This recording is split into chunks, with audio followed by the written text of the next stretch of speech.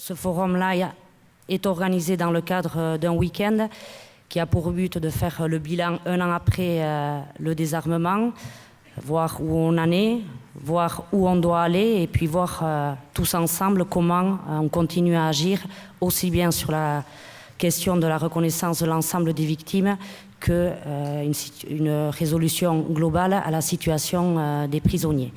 Donc je vous souhaite un bon forum et je vais laisser la place maintenant à Monsieur le maire Michel Veunac. Yesker.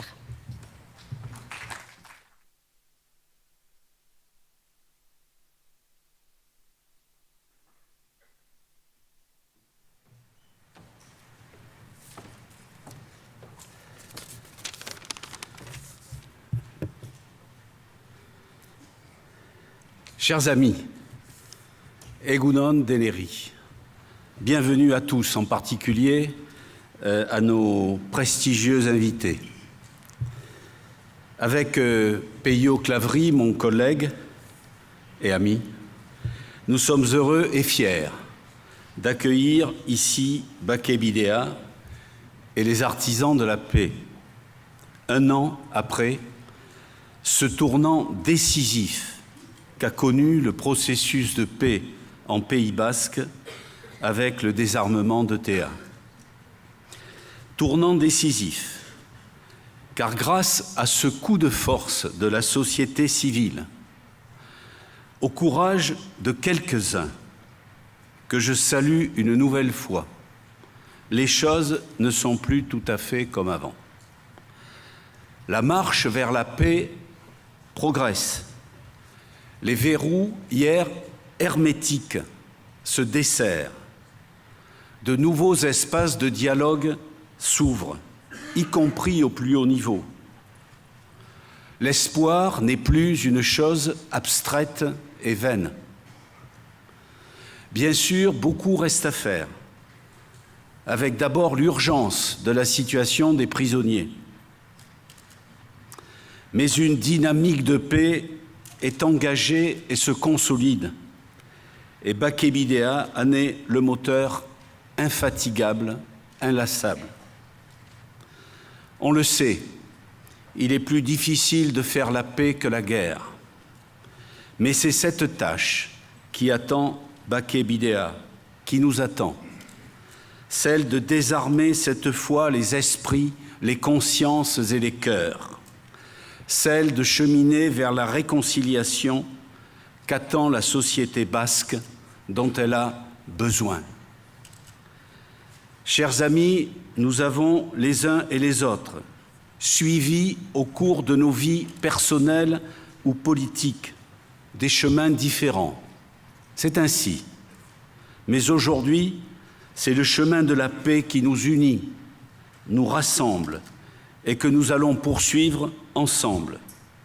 C'est un magnifique objectif, une belle et bonne nouvelle. Bon forum à tous. Donc Harold Good prendra la parole. Harold Good est un acteur majeur du processus de paix en Irlande du Nord. Il était aussi présent le 8 avril dernier à Bayonne lors du désarmement de l'ETA. Et on fête cette semaine les 20 ans de l'accord du Vendredi Saint en Irlande du Nord. Et il va donc nous présenter l'importance de considérer les prisonniers comme des acteurs dans un processus de paix.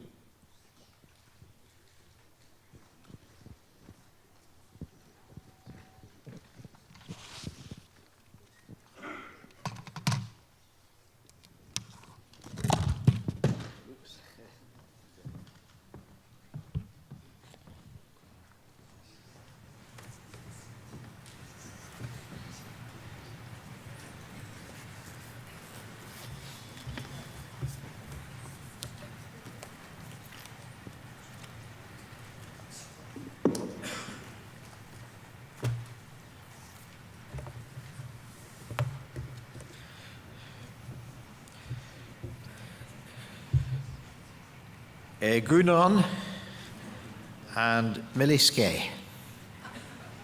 I hope that is in some way a good translation. Thank you for your welcome. I was telling some people before the meeting about how I was in Colombia last year, and my friend and I were speaking in Colombia about what in Northern Ireland, and our peace process. And we were saying to the people in our audience, if you come to Ireland, we will give you a very big welcome. We went on to say that in the Irish language, we say Céad Míle Fáilte, which being translated means 100,000 welcomes. Now, the difficulty was that the person who was translating didn't quite understand it. And she said, when you come to Ireland, we will give you 100,000 weapons. And there we were to talk about decommissioning. And instead of saying 100,000 welcomes, the translator said, if you come to Ireland, they will give you 100,000 weapons. So we had to get that sorted out. Thank you for your invitation to share this day with you. As always, for those of us who are getting older, time passes very quickly. And it's hard to realize that it is almost 12 months to the day since we gathered in Bayonne to witness the completion of the disarmament of the weaponry of ETA. What a significant day that was, and what a significant day this is as we mark the first anniversary of that event.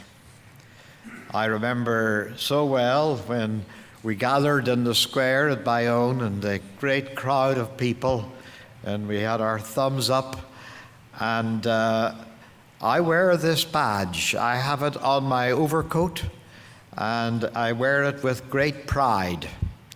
And people say to me, what is that badge?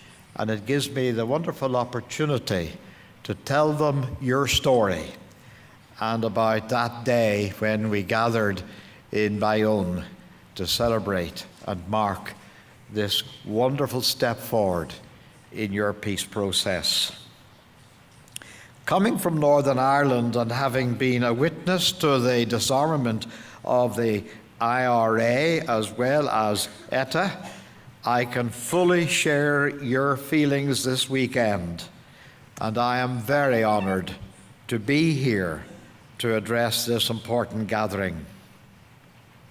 As I said on this Saturday of last year when we gathered in the square of Bayonne for that remarkable and moving demonstration for peace, while disarmament represents a hugely significant and symbolic commitment to peace, disarmament in itself is but a beginning, not an end. As we discovered in Northern Ireland, by removing the visible and tangible threat to peace, decommissioning provided the opportunity to begin the search for a lasting peace. And that's why I emphasize that disarmament and decommissioning in itself is a beginning and not an end. There is that wonderful Hebrew word shalom. And shalom reminds us that the peace we seek is about much more than the absence of violence or of weapons.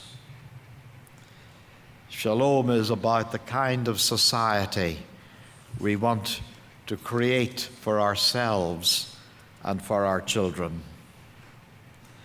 This morning I've been asked to specifically refer to the situation regarding prisoners and lessons that we have learned from our story in Northern Ireland, with particular reference to the role of former combatants in a post-conflict situation.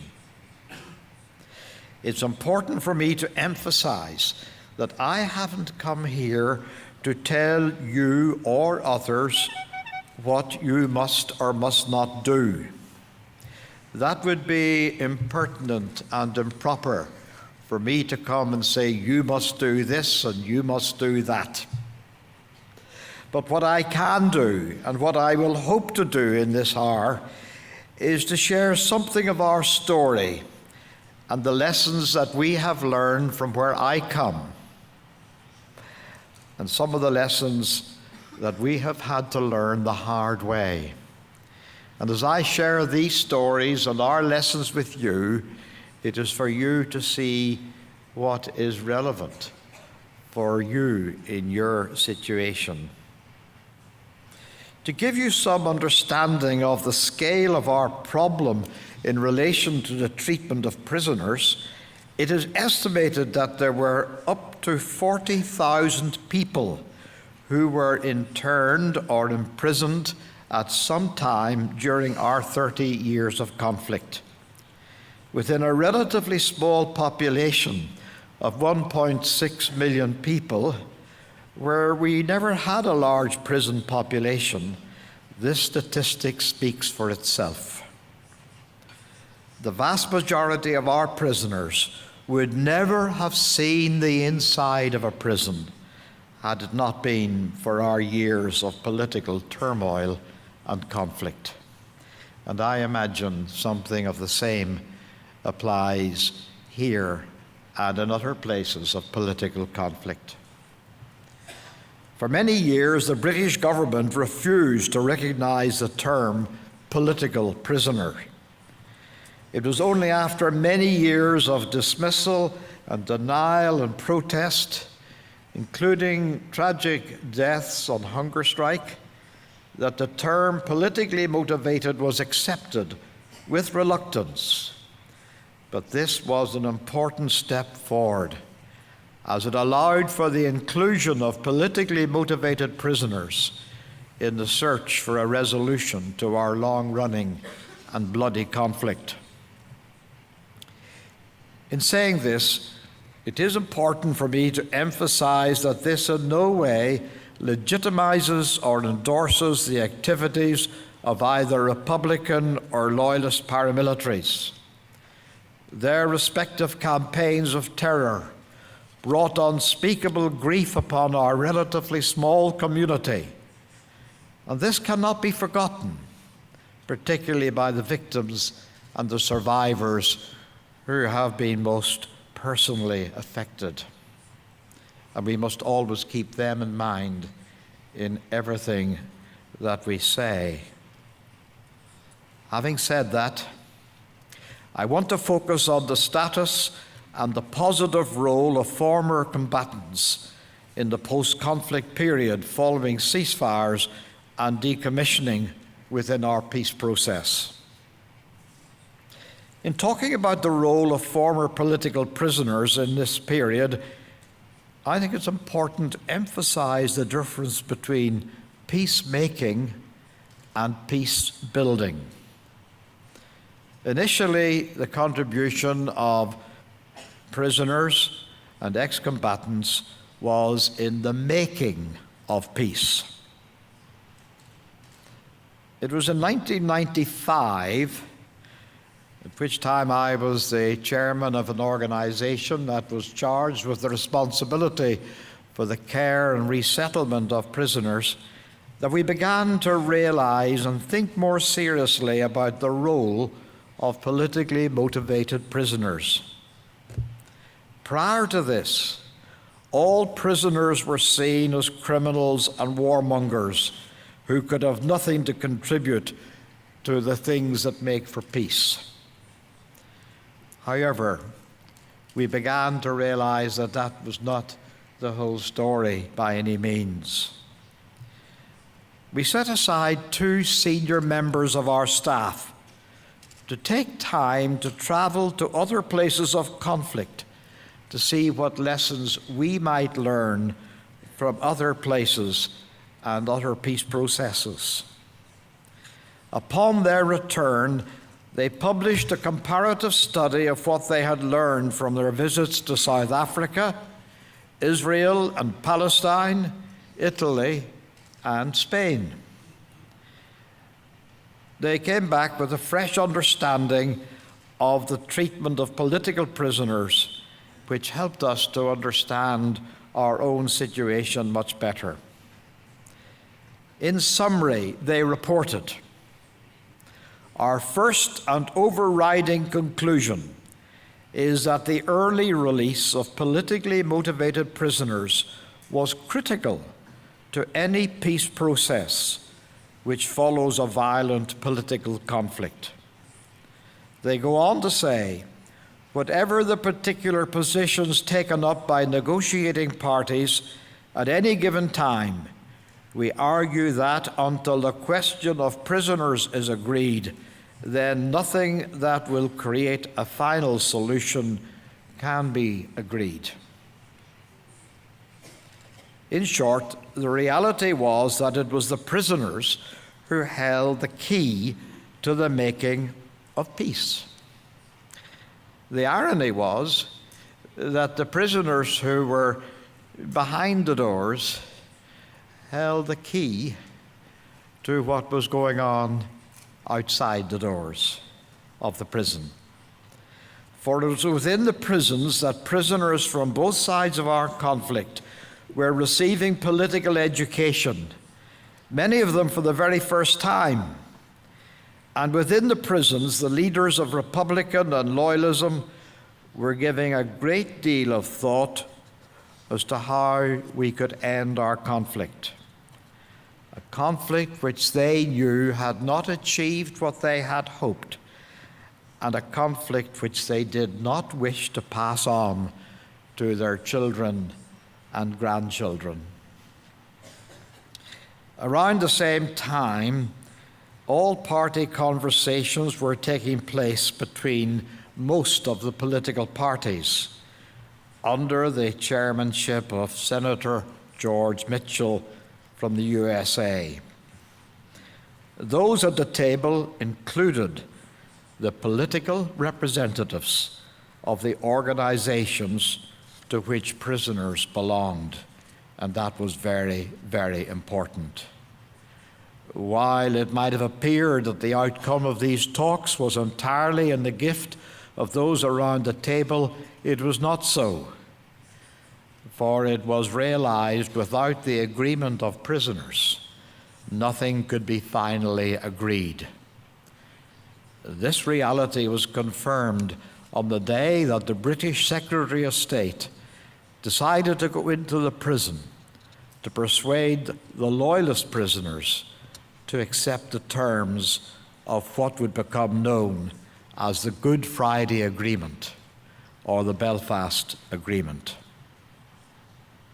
So in this week, during which we will be marking the 20th anniversary of our peace agreement, and you are marking the first anniversary of the disarmament of the weapons of ETA, we reflect upon a clear message from the history of Ireland that without the engagement and inclusion of prisoner groups, there would not have been an agreement, and we could not be where we now are.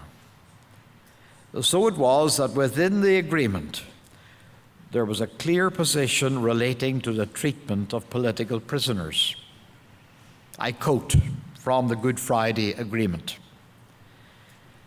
"Both governments will put in place mechanisms to provide for an accelerated program for the release of prisoners, including transferred prisoners, prisoners who were in prisons in Britain and in the other parts of the island of Ireland, prisoners who were convicted of scheduled offences in Northern Ireland, or in the case of those sentenced outside of Northern Ireland.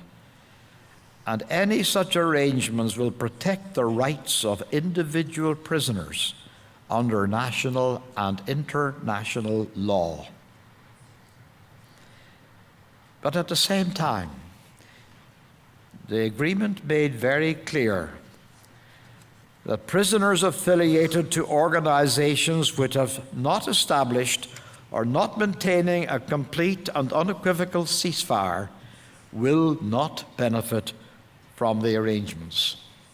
That was an important part of the agreement, that those who were signed up to purely non-violent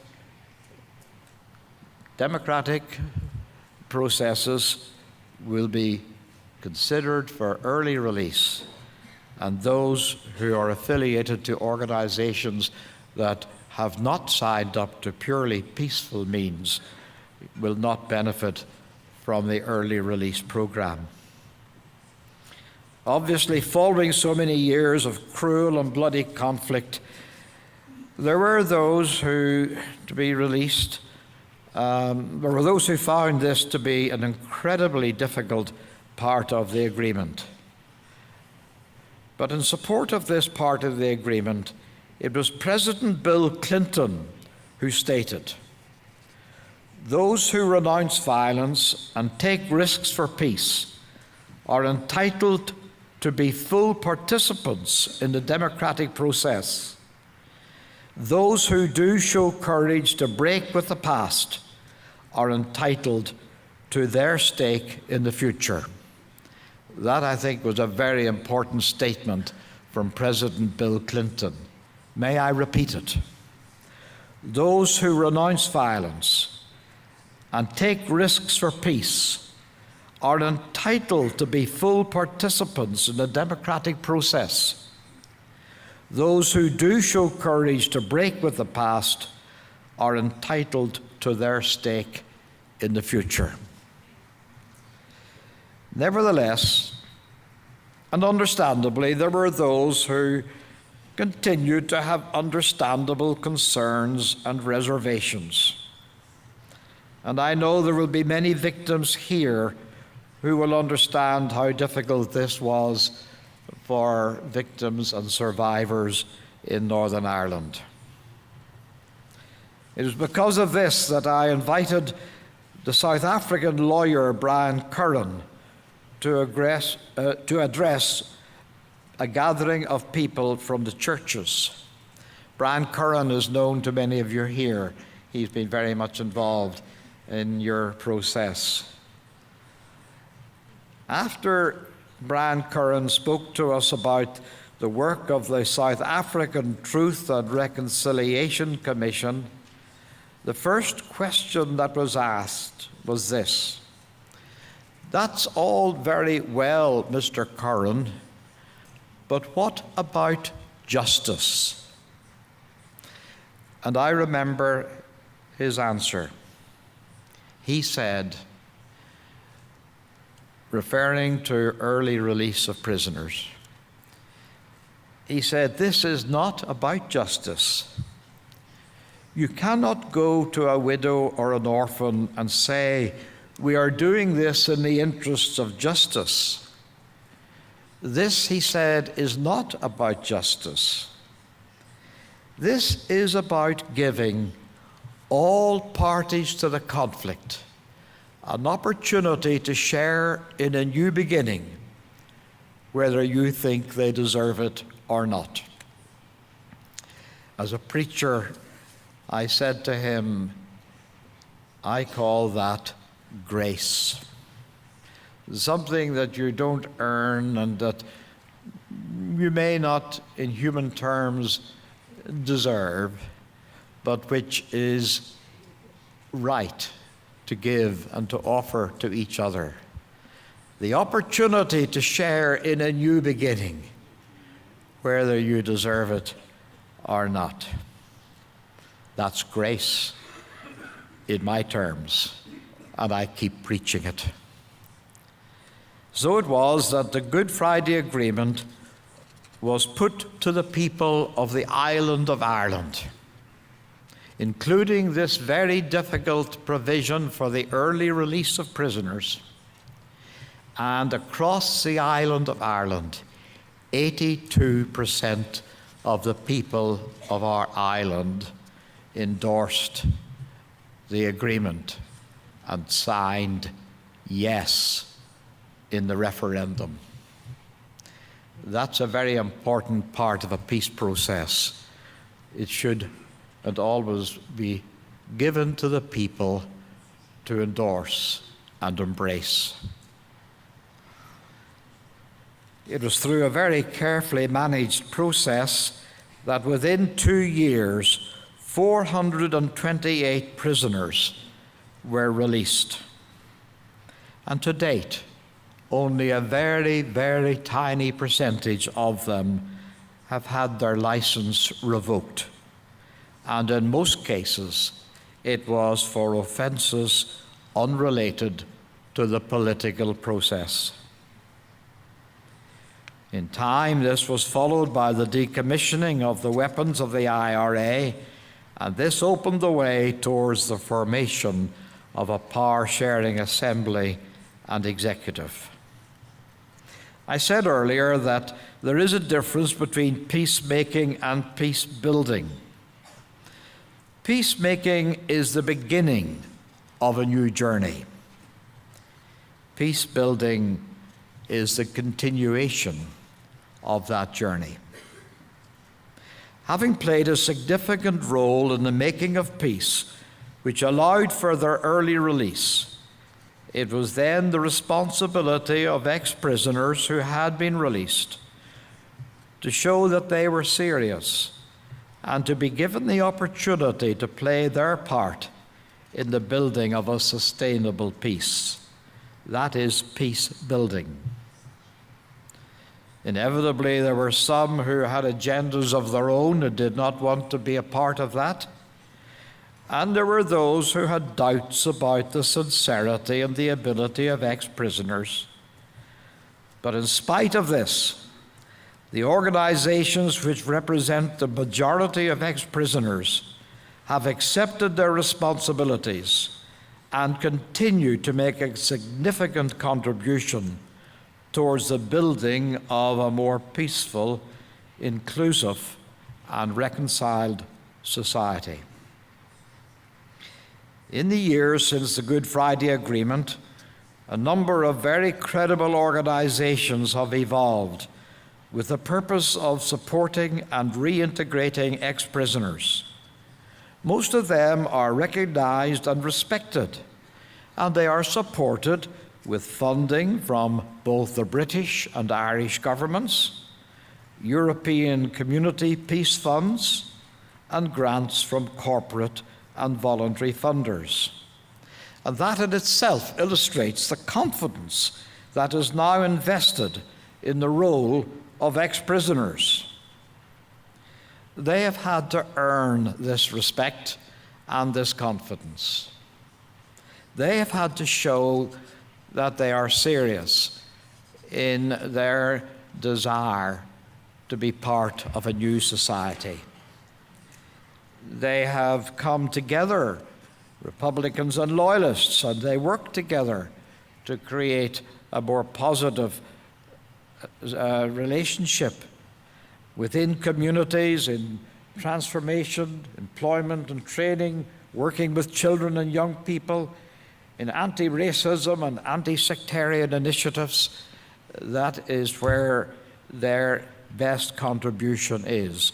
I have left some leaflets about some of the organizations that some of you may wish to read and perhaps start learning a little more about some of these initiatives. But they are very public, they're very upfront, they are funded by our own government, and they are now increasingly respected for the work that they do. And only they can do some of this work. Now, even if it were within my power to do so, I would not wish to be seen as canonizing ex-prisoners, nor would they wish me to do so. They, as well as we, are well aware of the hurt they have inflicted upon our community. But having worked very closely with both Republican and Loyalist ex-prisoners over a long period of time, I can say that from my experience, I have no reason whatever to doubt the sincerity of their intentions, as well as the worth of their efforts. peace building can be driven at various levels. You can have bottom-up peace building, which is what I'm describing from within communities. That is the bottom-up peace building. But it can also be top-down. Ideally, we need a combination of both. Bottom-up peace building and top-down peace building. This is why I must also emphasize the role of several high-profile ex-prisoners who, having come through a democratic process, have shared responsibility for government at the highest level, including a First Minister, a Deputy First Minister, ministers of government departments, and their special advisors. I remember meeting a former prison warder at the door of our Parliament, and because our prison population had been so reduced, we didn't need so many prison warders, and many of them got jobs in public buildings as security men. And I met this man at the door, and he recognized me from my visits to the prison, and we got talking. And he said, "It's quite different here," he said, "in the Parliament buildings from when I was an officer in the prison." He said, "I am now opening the door every morning and saying, 'Good morning, sir,' to people I used to lock up at night." And I said, "Do you find that difficult?" "No," he said, "because it was the right thing for us to do." And that came from a former prison officer. May I say again, in conclusion, what I said at the beginning of my presentation? It's not for me to tell the government in Vitoria or in Madrid or Paris what they must do. That would be improper and impertinent. I can only tell you our story and speak of our experience and the lessons that we have learned. However, it is my hope that in the sharing of our story, there may be lessons which we have learned which have relevance in this beautiful land of yours, in both the French and the Spanish Basque community, in this post-conflict period of time. Yes, I do know from where I come how difficult much of what I have said may be for many of your victims and survivors, as it has been for ours. But may I appeal once more to those on whose gift it is, as I did in your public square in Bayonne last year, as a first but incredibly important step towards healing and reconciliation. Hear the pleas of concerned citizens, as well as families, and bring the prisoners closer to their homes, especially those who have served long sentences and those who may be frail in health. In doing so, you will not only be helping to build peace, but by responding with compassion, you will be helping to restore confidence between government and people. It is a well-known fact of life and of history that a compassionate society is a much more contented and peaceful society. So it is with respect, but from personal experience of a situation similar to your own, that I do have to ask, can there be reconciliation among and between the people of your country as long as hundreds of your fellow citizens in the families of more than 280 prisoners who are being held in prisons so far from home, are given no reason to hope for a realistic and compassionate resolution of this issue. We found that the children of prisoners were the people who needed to be given reassurance. And I would suggest that that must be also true here in your situation. I am encouraged to hear that the French government has already made some movement in this direction, and I now appeal to Madrid to take seriously their responsibility in this respect and to respect international standards and values as contained in the European Convention of Human Rights and other international documents. I firmly believe that it is in the interests of everyone, not just the prisoners and their families, that those of you in whose gift it is to make such decisions must do so now. By doing so, you will be giving prisoners and their families the opportunity to share in the building of a lasting peace. We have suffered in our country from generations of people who wanted to exclude one another. And we have now learned that inclusion is the way in which you bring healing and reconciliation and progress to our society. As I remember that massive and moving rally for peace in Bayonne, I have no doubt that this is the desire, the deep desire of your people. Out of our experience in Northern Ireland, may I assure you with confidence, difficult as some decisions so obviously may be, the reward will be seen in the creation of a more just, inclusive, and peaceful society for this generation and for the generations yet to come. Miliskia, and bless you.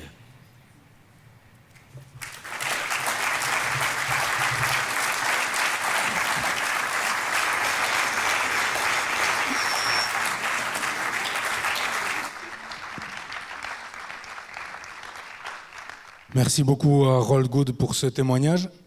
Alors pour commencer, une première question. Donc on est aujourd'hui 20 ans après les accords du Vendredi Saint. Et est-ce que vous avez des cas concrets à nous présenter sur l'engagement des prisonniers en faveur de la paix, des anciens prisonniers en faveur de la paix aujourd'hui en Irlande du Nord? This isn't working very well. Yes, I was explaining to you that we have, within a political forum, we have, for example, we have had people like Martin McGuinness, who was our Deputy First Minister, who was former commander of the IRA, and he made a huge contribution. Very sadly, just this time last year, he died much too soon. And he is one of the examples. That is the top-down peace building that I was talking about. But from the bottom up, we have a whole community of ex-prisoners who are working very hard within communities with young people across the divided community, Republicans and Loyalists together, trying to help another generation of young people realize that conflict and violence is not the way to achieve a political objective or to change the world. And they are doing, I think, a tremendously important job. So it's top down and it's bottom up. Donc une question du public. Les ex-prisonniers sont-ils toujours considérés comme des ex-prisonniers en Irlande, même 20 ans après leur libération? Many of them will still be seen as, you know, people will remember some of the things in which they were involved. Every now and again on television, when some of these folks are on a panel, their political opponents will say, but you're the person who planted the bomb. You're the person who killed the policeman. You know, and you get a bit of that. But having said that, that is a people trying to score political points out of other people's tragedy. But I would have to say that in general, people who have been prisoners, while people will still in their minds, they will see these folks as having been combatants and very much involved in the armed conflict. I think in general our population is saying, thank God they have moved on from that and they are now making positive and constructive contribution within our community, our political forum, and at the level of community where people live. So it's a bit yes and a bit no, but I think that's inevitable. But the important thing is that people now accept that without our having found a way of releasing people and including people, we could never have moved on to where we now are.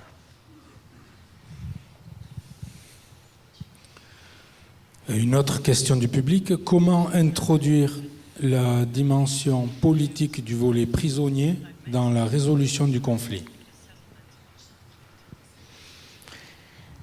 In your situation here, you mean? Yeah. Oui. Yes.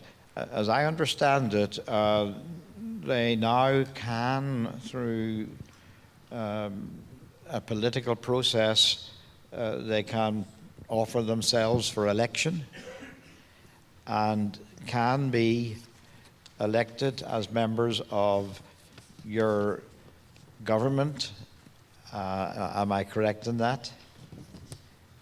And I think that's very important, that if we talk about a truly inclusive society and a new beginning, remember what Brian Curran said, that it's not about justice, it's about giving each other an opportunity to share in a new beginning. All parties to the conflict, an opportunity to share in a new beginning. And that must include the opportunity to present yourself to the people for election, to represent the people in the highest places of authority and democracy. And that is a way of demonstrating that we recognize they have moved from violence to a fully democratic alternative. And that is what Bill Clinton was saying, that those who have renounced violence deserve the opportunity to share in the building of peace. Une des dernières questions. Comment expliquez-vous que Madrid est une position si dure et que Paris ait mis autant de temps pour faire un pas en faveur du rapprochement des prisonniers?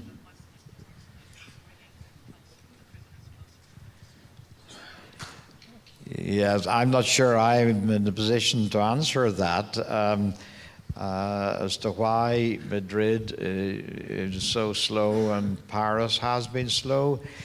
All I can say is that we were very slow. Our government was very slow.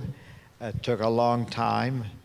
I think back to the hunger strikes, where the prisoners were on hunger strike to highlight their campaign to be treated as political prisoners rather than as criminals.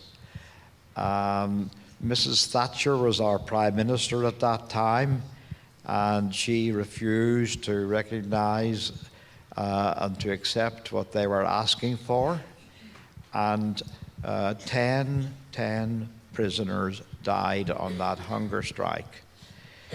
So we have gone through that whole period of resistance to giving the prisoners the opportunity to begin again and a new start and to become a part of an inclusive society.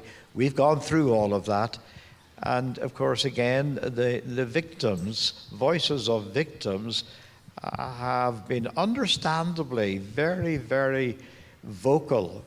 And we can understand that. We must understand that. And some of you may have lost loved ones or people you have known, and you will understand the pain and the grief. And as a pastor, I have ministered to families who have lost loved ones. I have, with my own hands, helped to bring babies out of a bombed building and had to go and minister to the parents of that baby. So I understand how people have huge feelings, but do we want to lock ourselves and each other into a past, or do we want to release each other to be able to move forward? Now, it has taken our government a long time to come to that place, but we have made a lot of progress. And my hope and my prayer is that those in power and parliament in Madrid and in Paris will hear the voices of the people like yourselves. And I imagine, I know last night you had a gathering where you talked about victims, but where I come from, some of the people who have been most supportive, not all of them, but some of the people who have been most supportive have been from within the victim community. And why? Because they're saying, we do not want another generation to suffer the loss and the grief that has been ours. And so together, government and people, families, victims, prisoners, we need to find a way of sharing in a new beginning.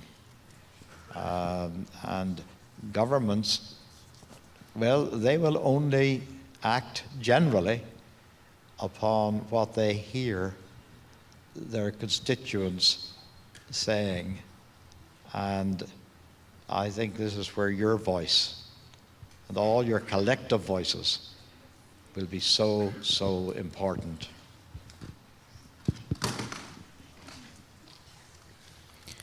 Azken galdera bat, eta hori euskaraz da. Irlandan, noiz hasi zen prozesua?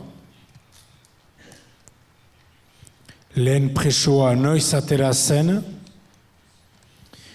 Zonbait preso galditzen dira, edo noiz atera zen azkena? Well, the process began just 20 years ago, after the Good Friday Agreement. Within 2 years of the agreement, almost 500 prisoners were released, 484, I think to be exact, within 2 years of the agreement. There were some prisoners who were not released at that time, some because they belonged to organizations that had not signed up to the agreement, and they were not eligible for release. Others whose crimes were so vicious that they could not be, they were seen, one of the things was the people who were considered to be a danger to the public, that they could not expect automatic early release. And so there were some like that. But in terms of those who are now in prison, we would still have people who are known as dissidents. And they are like the INLA, which would be a dissident Republican body who did not subscribe to the IRA and support the IRA in its decommissioning and in its moving from violence, from an armed struggle to a democratic process. And so there are those who haven't been in prison for 20 years. Some of them have only been in prison for maybe the last 3 or 4 years for offenses that they are committing outside of the political process, outside of the peace process. And so there is that provision that you can return people to prison who break the terms of the agreement. But it's a very small number compared to what we have had. Do you remember I said at the beginning that over the 30 years there have been about 40,000 people, mostly men but some women, including younger people, who have been in prison at some time. That now doesn't happen. Our prison population for that kind of activity is minimal compared to what it was. I don't dismiss it and say it doesn't matter. It does matter. One person is one too many, but the principle of early release, reintegration into society has been very important. Now, we have also had to be very aware that many of the people who were in prison were themselves victims of what was happening. Maybe not physically victims, but psychologically victims. And we've had to try and care for those people in different ways. Some of them have deep psychological problems because of what they have been involved in. I know of people who were involved in some of the most awful atrocities within our history, who cannot sleep at night, who are reliving the trauma of what they were involved in. And we are trying to help each other to see that they also are victims. They're victims of a history that they inherited. They're victims of a situation which was not of their making, and they were drawn, some of them, just as young people. I think of two people I know on the loyalist side who would never, ever have thought of becoming involved in a violent campaign were it not that somebody they knew was killed, somebody in their family was killed, and they felt, and they were encouraged by others to get involved, to avenge what had happened to their families or their loved ones. These were sometimes 17-year-olds, 18-year-olds, young people. I talked about digging in the rubble to bring out the bodies of 2 children who had been killed by an IRA bomb. I know a young man, I was there, and it was only years later I discovered a young man who was in the area at the time was so horrified by what he saw that he went that very day to join up a loyalist organization and spent 15 years in prison. So, you know, it's much more complex than saying, oh, these bad people, these bloodthirsty people, these violent people. It's much more complex. When I was in Colombia last year, we were visiting one of the FARC camps all the way up in the mountains. We flew for an hour and then we were driven for 4 hours right up into the mountains to one of the FARC camps. And I met some of the most beautiful young teenage girls. They could have been your daughters or mine. They could have been at a Girl Scout camp. If you'd just seen them there, you would have thought they were just... And they, in their teenage years, had been drawn in to this campaign of terror. So we have to remember we need to care for those folks, because they also, in some ways, that does not exonerate or legitimize the awful things that people have done. Of course not. But if we're in the business, and I'm certainly in the business, of restoration, of transformation, and whether you come at it from for me as a Christian and as a preacher, my life is about helping people to be restored from their hurt and their pain and from what they have done, or whether you come at it from a purely humanitarian position, a compassionate position. We need to realize this whole, it's much more complex than some people would like us to think it is. Sorry to take so long answering your question. Thank you. On remercie vraiment Harold Good pour son intervention. Vous pouvez l'applaudir. Is that it?